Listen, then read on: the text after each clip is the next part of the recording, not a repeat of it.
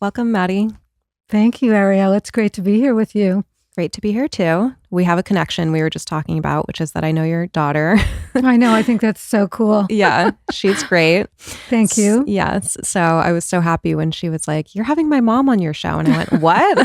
Because you guys have different last names. That's right. Well, she actually she uses my maiden name, which is Kent. Oh, okay. Because she likes it so much better than my last name, which is Dychtwald. Well, welcome. I'm really looking forward to talking to you. I love the topic of aging. And you have a book, Ageless Aging. Yes. So first, I would love to know how you got into this space. And then I'd love to know, what is ageless aging to you? Sure. Two really smart ways to start this conversation.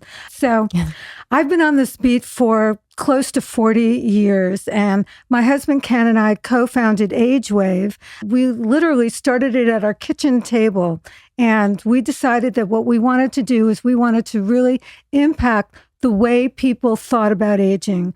Because at the time, particularly in corporate America, people thought about aging as being really bad, something that you wanted to avoid.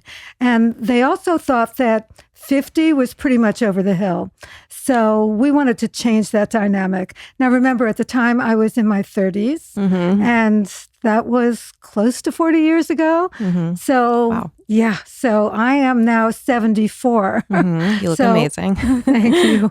Yeah, so along the way, we've been doing thought leadership research. We've worked with more than half of the Fortune 500. We do consulting. We do a lot of keynote speaking. So yeah, we've been doing this for a long time. And one of the great things that has happened for me is along the way, I've gotten to interact with the key experts, scientists, researchers, physicians who are at the cutting edge of longevity and aging and even retirement. What I realized is they all had these kind of insider tips that they wanted to tell me about. And so I used myself as a little bit of a guinea pig, tried a lot of these things. Some worked, many didn't. And during COVID, I decided, you know what? There's millions and millions of women in their 40s, their 50s, their 60s and beyond who are beginning to realize that they're going to be living a lot longer than they ever expected. And they really are experiencing the aches and pains you might get as you get older, or maybe a chronic disease like heart disease or even cancer. And I wanted to be able to give them information, clear up the confusion, give them some tips, some hacks that were really designed not just for anybody, but for women specifically. Because when I looked out into the world of books on longevity, there weren't any books that were focused specifically for women. And let's face it, women and men were really different. And I feel like a lot of the studies are done on men as well.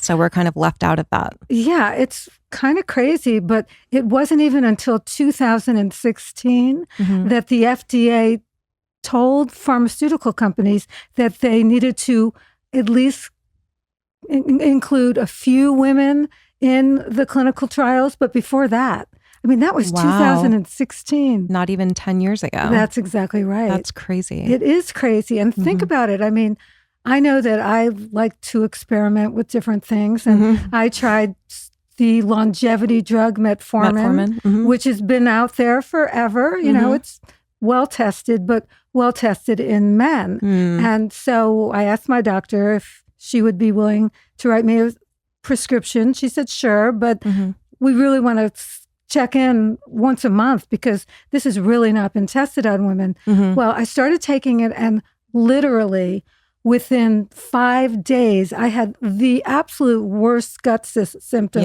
that you can imagine. And it took me weeks to get over it. So, you know, that's just one example of how these pharmaceutical products and many other things are just not tested on women. That's an interesting one too, because it's so regularly prescribed to women for PCOS. That's right. I took it for PCOS years ago for such a short period of time because I think I had GI issues on it as well. Yeah. But that's it's just so kind of backwards that like this medication that's used primarily for women is tested on men. I know that now like a lot of research is coming out about, its effects on aging and longevity and all of that, but that's very recent, right? That's not something that they figured out. In the last few years, I mean, you'll see a lot of the biohackers who are at the cutting edge, they really tout metformin. I mean, they use it all the time and it makes it kind of appealing. And I know a lot of women who are dealing with all kinds of issues are now doing Ozempic. Yeah. Microdosing Ozempic. I know that's a big thing here in LA. I'm sure that it is here in LA. Yeah. So I want to rewind a little bit because you said that you started doing this in your 30s. And I'm curious how your perspective of aging has changed since then with everything that you've learned and everyone that you've talked to. Because I feel like I had a big shift really in the last year where, of course, when I turned 30, I thought, oh my God, I'm ancient. Like you have this kind of existential thing going from your 20s to your 30s because it just sounds like, a whole new bracket that you're in. Is. Yeah. But when I went from 30, I would say 36 to 38, I'm 38 now. I had that again where I was like, oh my God, especially after 35. After 35, I was like, whoa, 36, 37. Sliding into 40, that was a big one. And then when I turned 38, I think I accepted it because I was resisting so much. And I was like, well, what am I going to do? And also it's such a privilege, but it's hard for women. So what was your experience like? And how has your perspective changed over the years? I would say that I haven't always been comfortable with my own personal aging, very honestly. It's been a struggle like it is for so many people, but it was mostly a struggle because I recognized the fact that as you get older, it's kind of like playing dodgeball. You're dodging chronic diseases, emotional issues, all kinds of different things. And then there's this perception of aging. It's kind of the last ism that's acceptable. I mean, it's so embedded in our society, and it's worse for women than it is for men. Let's be honest about it. Yeah. Yeah, I mean, a lot worse for women. Yeah. There's even been studies that show that as men get older in the workforce, they're often considered wiser, more distinguished, more leadership role type people. Women, they're just getting older. Yeah. And it's just not fair. Yeah. So I wanted to change that. I wanted to be able to take aging sort of out of the mothballs, if you will, bring it out, let it air out.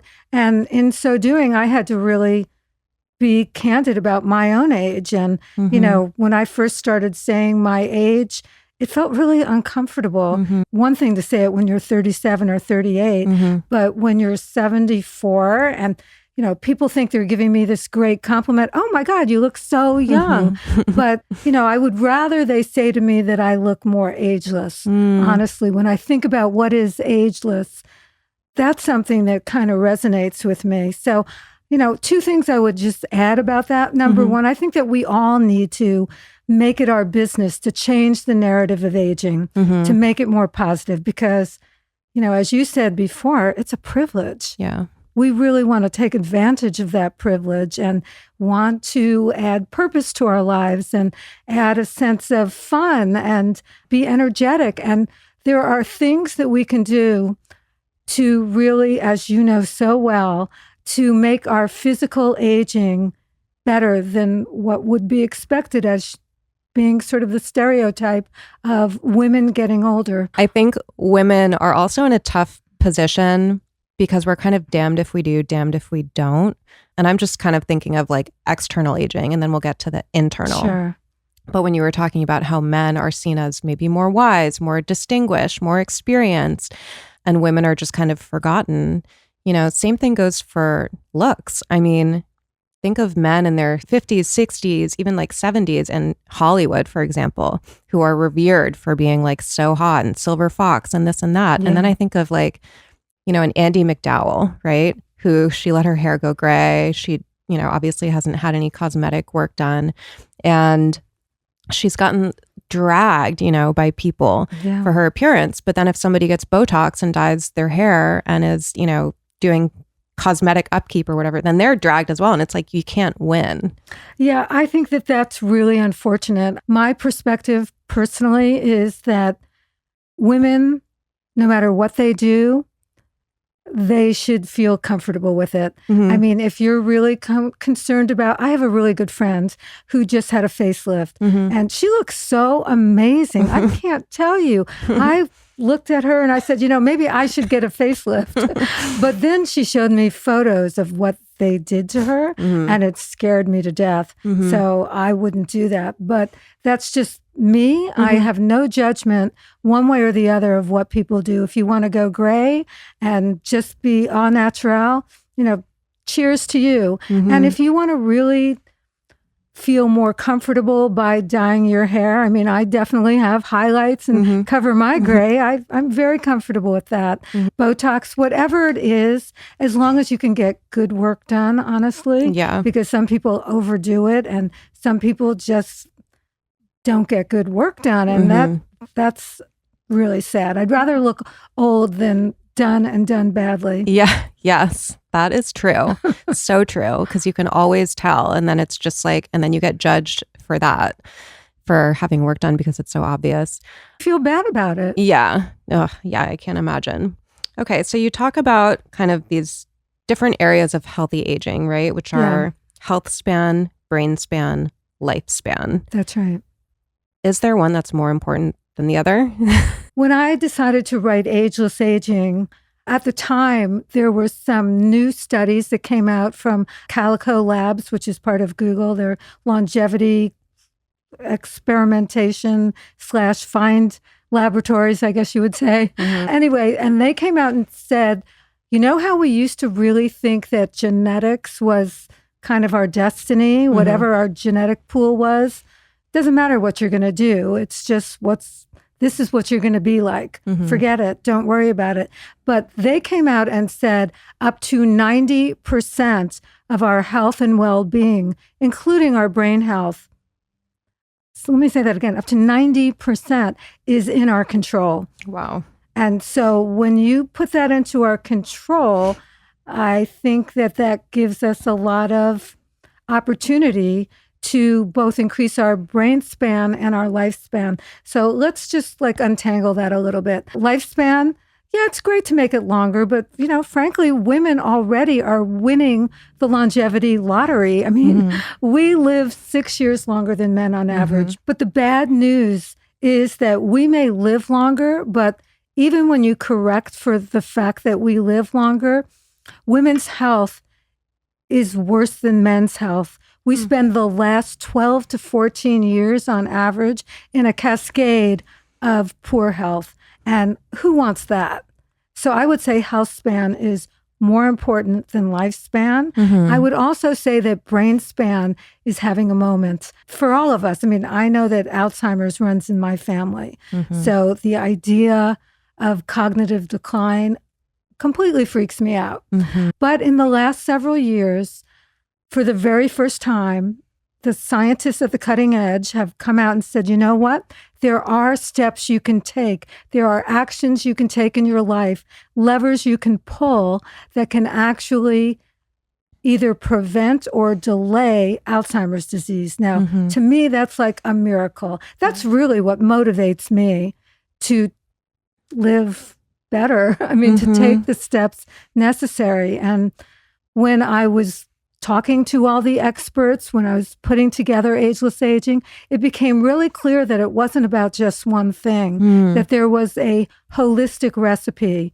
So yeah, it's diet and exercise and sleep are really important, but so are the idea of purpose and the idea of social connections and even our finances. And these things all work together. They're not silos that are independent of one another. So just as an example, if you don't have your financial health together, and a lot of people don't think about finances as being a key to longevity, but it is. If you don't have that together, you're going to get stressed out. It can create all kinds of health issues, brain fog, chronic conditions of all sorts. It can even cause things like diabetes, and you don't want that to be going on. Then you can't even necessarily afford to take the kind of steps necessary to get the best health care possible. Mm-hmm.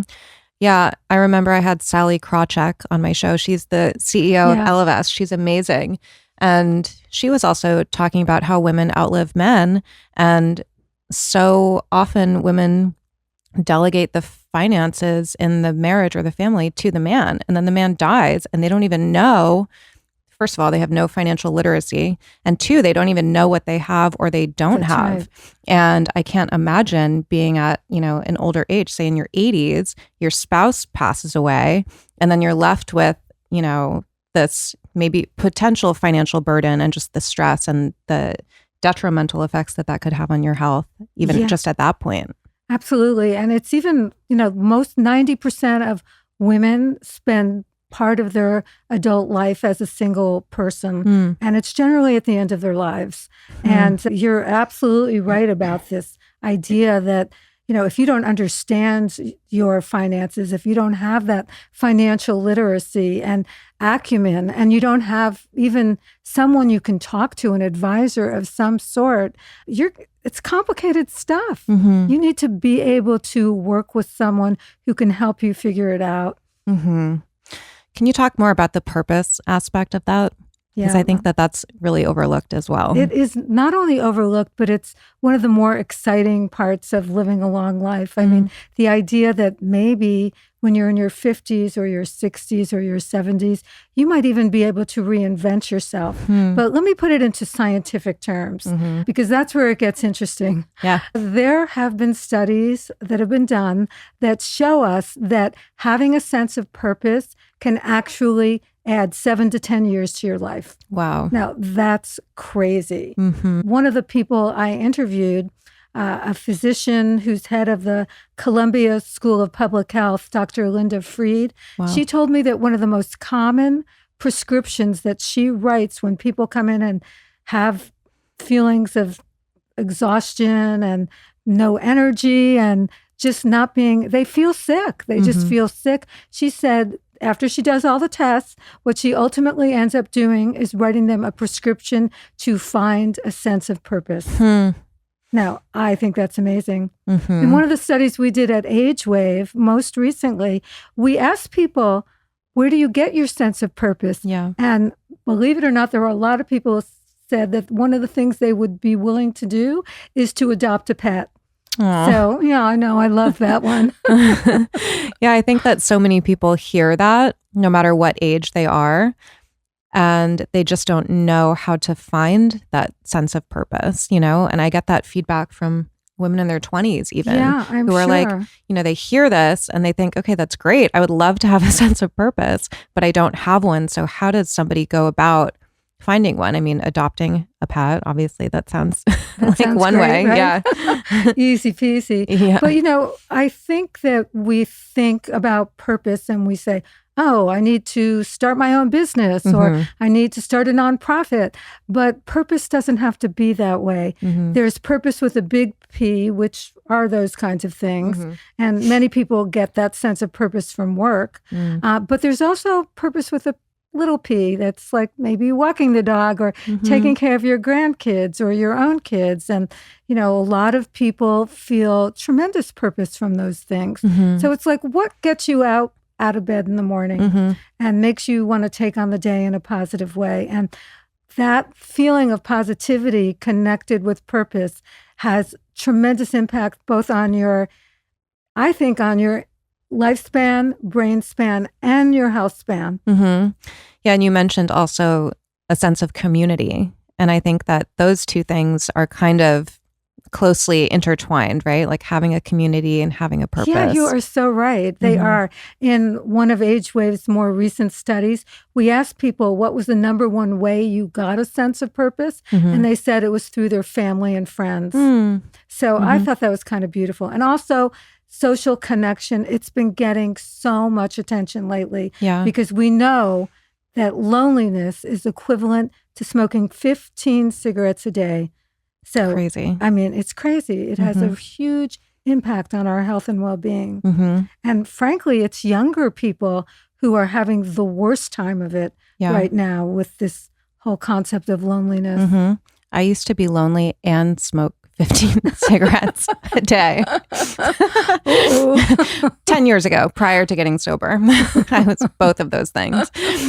I mean, can everybody turn it around at a certain point? You talked about finding a sense of purpose and reinventing yourself, at 50. And you always hear these examples of like, I think Oprah, right, got her TV show in her 40s or 50s. And there's so much pressure, especially on women, to figure it out, know what you want to do, get the career or get married, have the kids. There are these social constructs. That's right. But I mean, to your point, like not only do women live longer, but our lifespan is increasing. So, I mean, there are so many opportunities to reinvent yourself.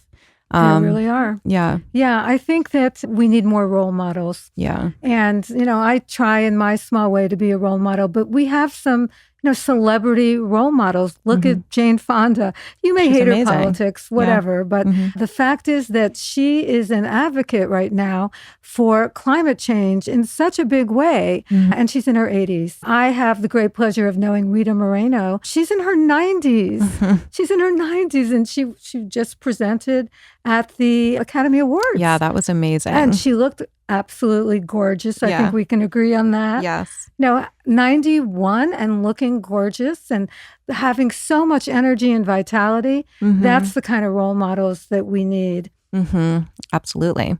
Okay, I want to go back a little bit to the brain health because you said that this is, so important and it's your big motivator now. And, it is. You touched on obviously like quantity of life is great, but what's quantity if there's no quality of life? And I think everybody probably has that fear of cognitive decline later in life. And I've had people on the show who have said like, it starts sometimes decades before you're even symptomatic.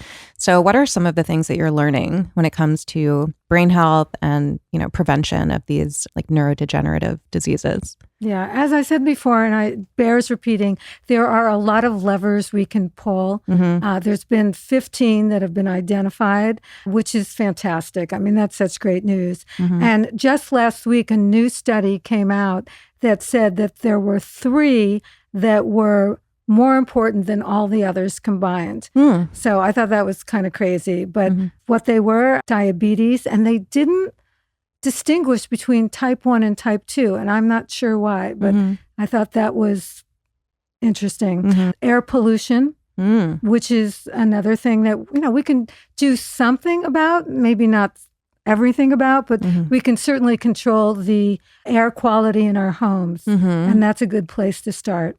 But the third thing has been getting quite a bit of attention, and that is alcohol. Alcohol is toxic. It kills brain cells. And, we used to think it was just excessive drinking, but now they're saying, no, it's all drinking.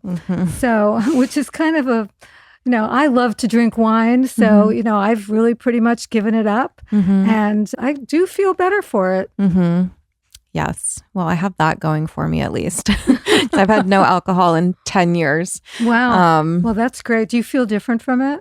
Yeah. Well, yes. I mean, I was a hardcore alcoholic. So, it nearly killed me. Oh, boy. But yeah, I mean, I feel fortunate that I got kind of a head start on that because for years they were talking about the benefits of wine, right? The health benefits, and it has resveratrol and all of that. And then it just feels like in the last couple years now you're hearing, no, actually, we need to rethink that. Yeah. Yeah. And of course, there are lots of other things, and I'm sure you probably do a lot of them. Exercise is like a silver bullet. And it's not just, by the way, one of the great things about exercise is that women get a better benefit from the same exercise that if they're doing the same exercise as men, they get a better benefit, particularly for their cognitive experience reserve. Interesting. Yeah, it's really pretty cool. It's not just doing cardio, of course, especially as you get older, but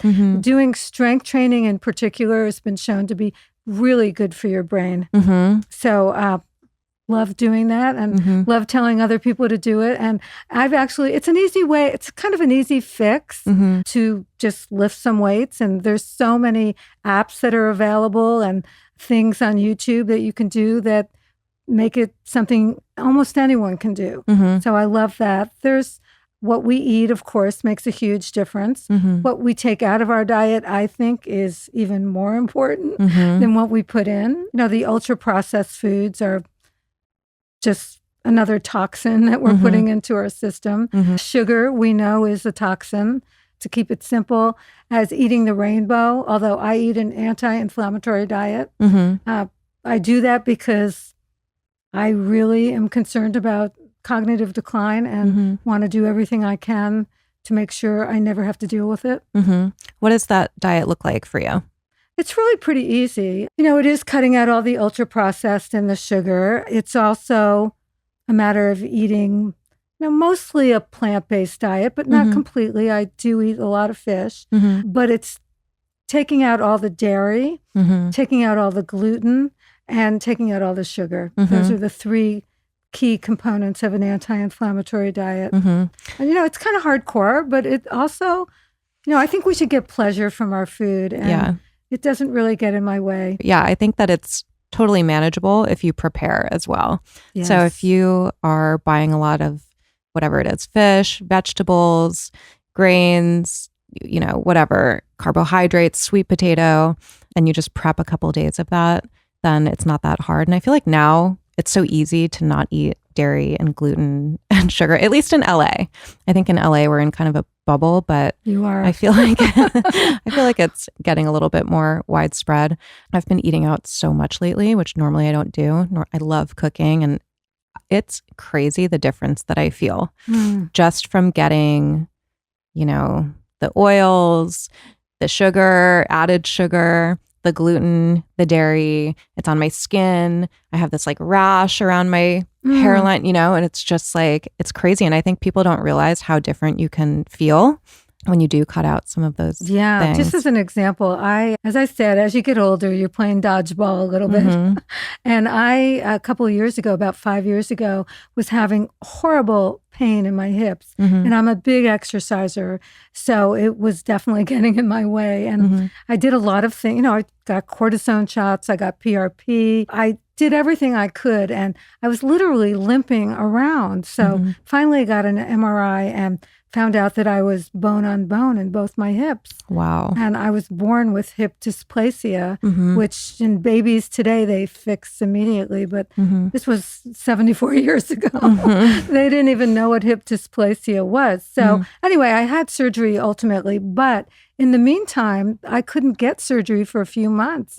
And so I called on some of the experts that I was lucky enough to have in my network, asked them, what should I do? Like, how can I deal with all this horrible pain? And that's when I discovered the anti-inflammatory diet. And when I changed the way I ate, literally within 6 weeks, all the pain I had went away. Wow. Yeah, it was pretty incredible. Amazing.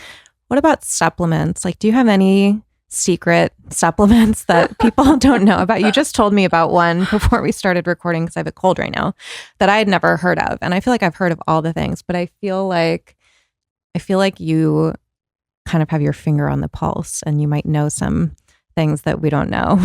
Maybe, I don't know. You know, I'm not a doctor, and I want to be careful about the fact that I'm not a doctor.